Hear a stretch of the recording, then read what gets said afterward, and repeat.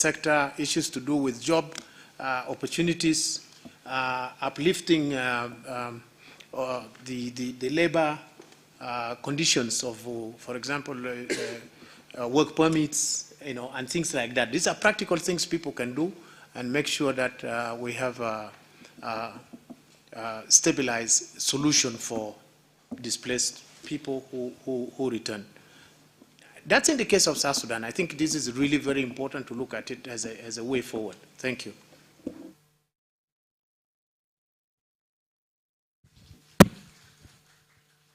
Thank you very much, John. And John has always been an advocate for returns.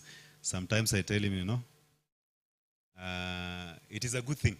And I totally support that, when people have the opportunity to return and there's a potential for return, then they should be supported. And I'm actually usually on John's side on that. But I always tell John that, on the other side, we also have to be very realistic on the numbers that we are talking about. The displacement statistics, particularly for refugees in the region from South Sudan, is around 2.5 or 2 million.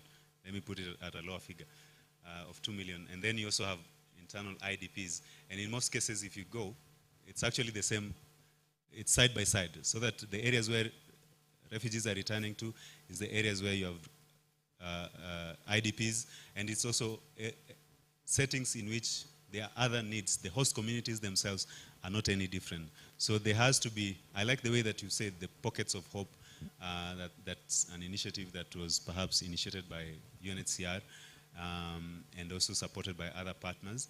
We have those pockets of hope, and I agree that they should be supported in terms of the absorption capacities. The only thing is, what I fear, from a regional outlook, is the fact that if we push too far this narrative of return without really addressing the underlying drivers of conflict, we may actually create new conflict. That is me on the pessimistic side there. So that if you say 2.5 million or 2 million people have to return to South Sudan in itself without really improving the capacity and the areas where they are returning to, people may fight over scarce resources because already there are also needs within those communities, yeah? So return is a good thing, and it remains on the political agenda of the support platform and of IGAD member states. And I remember when we had the dialogue with the East African community, we all agreed that there needs to be a high-level engagement, particularly with the leadership of our countries, to resolve conflicts once and for all, so that we are creating the enabling environment for returns. I also remember that in the lead-up to the drafting of the National Durable Solution Strategy, the engagements we had with the refugees across the region, they were like, it's very individualized. Security is an individual standpoint. The choice for one to return or not really is the assessment that one makes depending on where they are coming from. So there are those who will feel that it is safer and they will be willing to return, but in most cases others also feel that the issues have not been resolved and they are better off on the countries of asylum. So thank you, John. I would still take the intervention of the member states. I'm told Somalia. Mayor Whiteen. Thank you, Mayor of Baidoa. First of all, Somalia mostly deals with the IDPs, although there are some refugees and refugee returnees in some areas of the country. But currently, the number of IDPs in Somalia is 3.5 million people. And this has resulted the cities to become, they migrate to urban areas, and urban Islam is urban congestion. So the cities are also facing challenging with a very minimum resources.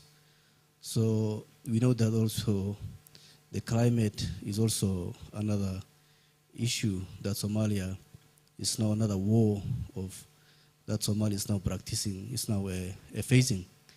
So we know that also the humanitarian have been also drastically, funding has been also drastically reduced. So, and Somalia now is recovering from the money crisis, civil war, and also Al-Shabaab, things like that.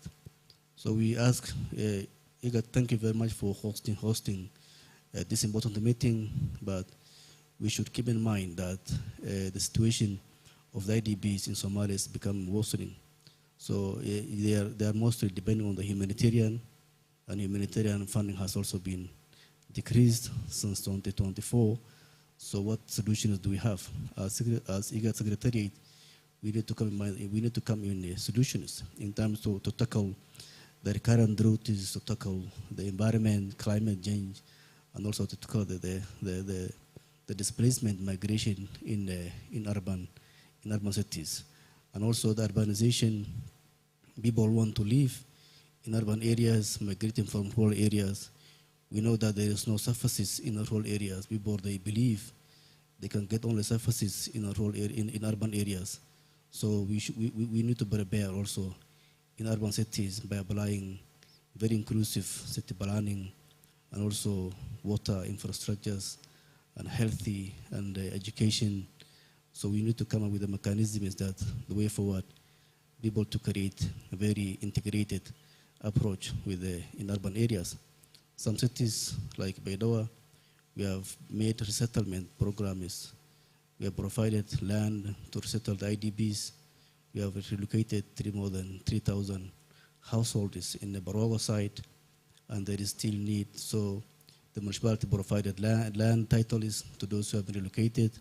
They have given 10 by 20 meters square of a land, but the needs are still more. So we need to come up with a strategy that we can exit all those crises in the future by supporting the IGAD international partners in the future. Thank you. Thank you, Mayor, for highlighting especially the issues of urbanization and the linkage to service provision, but also the initiative that Baidoa is doing. I know that you piloted the expansion plan.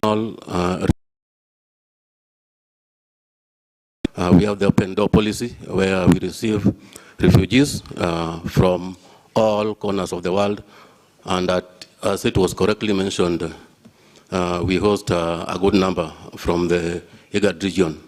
Our policy is still encampment, but we are moving towards integration through Shirika plan. So that is our new kid in the block. But as we do that, and as we sit here as IGAD, there is a new challenge which we must address.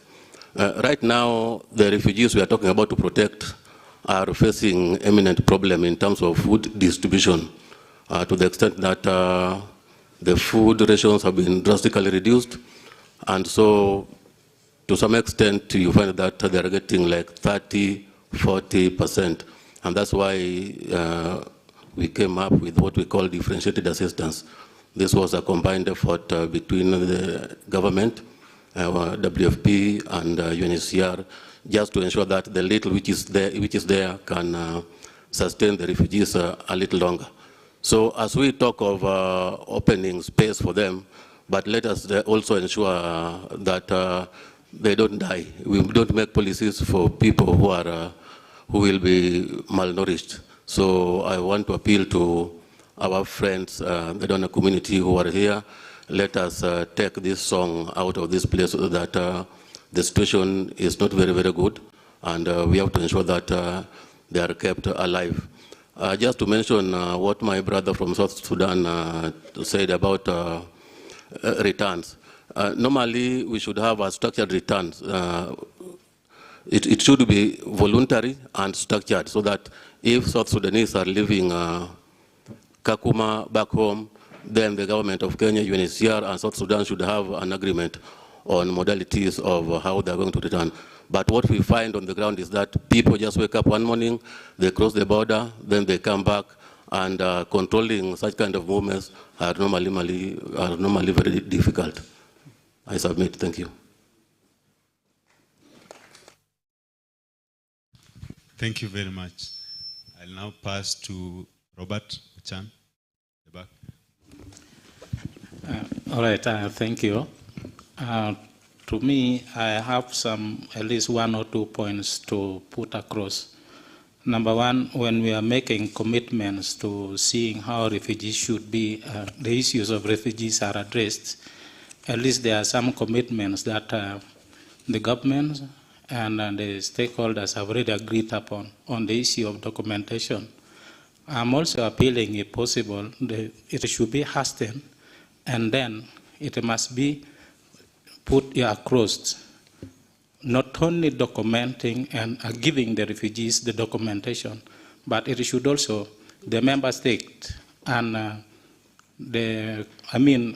when you are given the documents, you must also educate the stakeholders so that they understand the legal aspect of the documents. Because you find that refugees, when they are given those documents, they cannot travel freely. And that is also one issue that we need to address. And then number two, I'm afraid because we are looking at the funding cuts. So when you look at the areas like in Kenya, let me put an example, the Refugee Service Department, that is the DRS, soon, if I'm afraid by the end of the year, we don't know how many officers will go home and how many will remain. So as the IGAD member states, can you look at a possible way where you also address the issues of staffing within the refugee department services? I submit. Thank you, Robert, for highlighting the issue of documentation. I'll pass it to Mira, who's just next to you.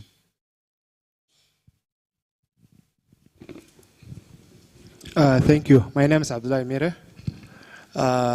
Ideally, I want to talk about the elephant in the house, that is the recent IGAD cut. There have been crises in the refugee camps for so long, but now it is more than ever a risk. We saw refugee mothers die